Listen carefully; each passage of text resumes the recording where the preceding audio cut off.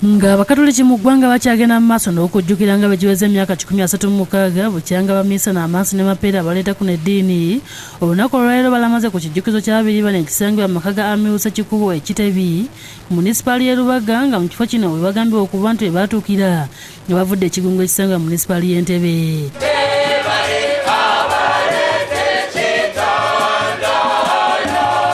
Balaze ebimu ku bintu Mapeera bye yali akozesa mu maka gano okutuusa lwe baatwalibwa ne munne mu Lubiri okusinkana Ssekabaka Muteesa ow'Olubereberye.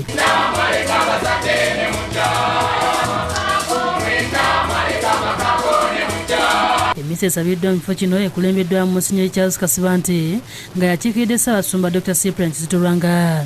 Yennyamidde olw'Abakristu abagenda mu masabo ne bakyusa amannya n'oluvannyuma ne bakuba ensaasi. Olaba abamu baagala okweggyako amannya Amakristu ne badda mu bibiri ebyedda okunyeenya ensaasi. Bw'ati atangazizza ku bukulu bw'okulamaga mu kifo kino. Okujja wano okulamaga olwaleero era tuzze okubajjukira bo abaatubeerera entandikwa y'okulangirira amawulire agasanyusa, kati era batubeerera akabonero bulijjo akatujjukiza omulimu ogwo Kristo gwe yatukolera. Abamu ku bakuuma ebintu ebyakozesebwa nga bamiisa ne bano okulinuswa Namutebi boogeddeko n'abalamazi. Mapeera ne Brother Amos awamu n'eyali yeetisse omugugu Musaale basobola okutuuka wano. Reverend Father Richard Nyombi nga yakulira ekibiina kya Mapeera oba White Fathers mu Uganda annyonnyodde engeri abamiisa ne bano gye bayogerangamu ne Ssekabaka Muteesa ow'Olubereberye. Baali bamanyi nti eno okusinga beeyambisa ng'omanyi Oluwalabu n'Oluswayiri osobola okukola ki okwogera.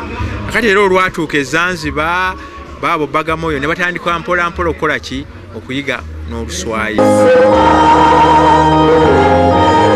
Bo abayimbi b'ennyimba ezitendereza omutonzi bakubiriziddwa okutandika okuyimba ennyimba eziyigiriza abantu okwenyigira mu byobulimi basobole okusiga ensigo y'ebyobulimi mu bantu naddala abanyumirwa ennyimba zaabwe. Bino byogedde omuyimbi Keno Musanyusa bw'abadde ku mukolo gw'okusonderako ensimbi z'ekizimbe ky'ekkanisa ya Seventh Day Adventist Church esangibwa e Kamwokya. Okusaba kwa Sabbiiti kwetabiddwamu abakulembeze okuva mu kkanisa ez'enjawulo basonze ensimbi ezisuba mu bukadde 3.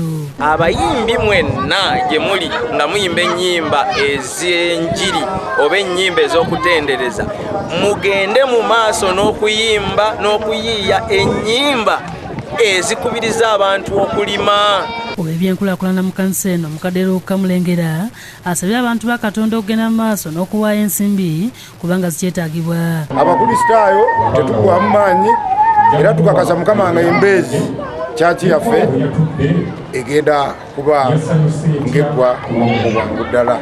Ye Keno Musanyusa awadde ensimbi emitwalo 5 ziyambeko mu kumaliriza ekizimbe kino nga mukyala ye Sarah Keno asabye abazadde okuyigiriza abaana baabwe ebyobulimi kibasobozesa okukula nga babimanyi. Sise Birungi ne Sharif Sebunya bwe bakusakidde eggulire lino ku Lwabukedde TV1.